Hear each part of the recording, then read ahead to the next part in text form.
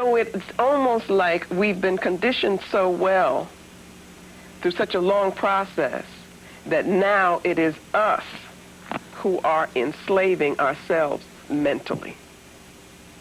Because the job has already been... The job has been done. It would be so easy, in one sense, for us to undo it. That's what I'm saying in this book. Because the way the system of European control works is that you have to accept a concept of reality which makes them superior. If you deny that, their thing will not work, and they will lose their control. So that they put all of this energy into establishing the system that begins when you're 3, 4, and so forth, which defines reality in such a way where there's no spirit, because they aren't a spiritual people, you see, which talks about this objective truth and so forth, which says that African spirituality represents backwardness, so you need to move away from it. It does all of these things which make you as an African person, me as an African person, us distrust the very part of ourselves which is our strength. I'm going to get back to this question, and that is this whole question of, do we know what we have lost?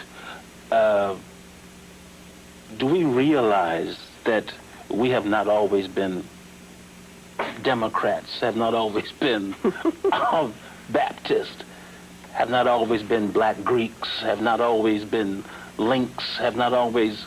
how do we conceive of ourselves in a different time? I think that there is a lot that is being done within the movement of African-centered education in that regard. In terms of, I think we have more information now that we've ever had before. And I have seen the effect of that information. That is very important, that people do begin to realize and understand, first of all, how young Europe is in relationship to Africa, and what we were putting into place, creating, building, conceiving of long before Europe existed. When you open people's minds to that, it can have a lot of power. So that I think that generally we have not understood that, but we have an opportunity to do so because of the work of many people now that is building on work that was done before that we didn't know about. Other cultures have exhibited aggression, imperialistic tendencies. What accounts for Europe's success? I'm glad you got to that question. Because what it allows me to do, I think, is to get at what I think is the specialness of the approach, the method that I used in this study. So it's going to take me a little while, if that's okay. I said to myself that, and this definitely was with the help of the ancestors, I want to, affirm that, by the way, that it was not... Why is that important? That's important because of our concept of connectedness, our concept of the universe, that it's not just words to talk of a spiritual universe and our spirituality as a people, but we've got to understand where our energy comes from. And I know that that's where mine came from. So this is ours. This belongs to us. I had to say, how would I approach studying the European given African conceptions? You see, it's one thing to say, okay, I want to do this, but then use their conceptions. What does it mean for us to really think in African terms? And so what I did was to develop concepts that came from an African worldview, not a European worldview. And I came up with the concept of asili. I also used an African language. That's a Kiswahili word that means seed, origin, the essence of something. The reason that was important was because what people would say is, and they will say, oh, Europe is so vast. It is, there's so many different kinds of European forms and different countries. How can you talk about Europe as a whole? Now, of course, they've been talking about Europe as a whole all of this time, but when we begin to look at them, suddenly it's going to be, no, you can't really do this because it's too diverse. I needed a concept which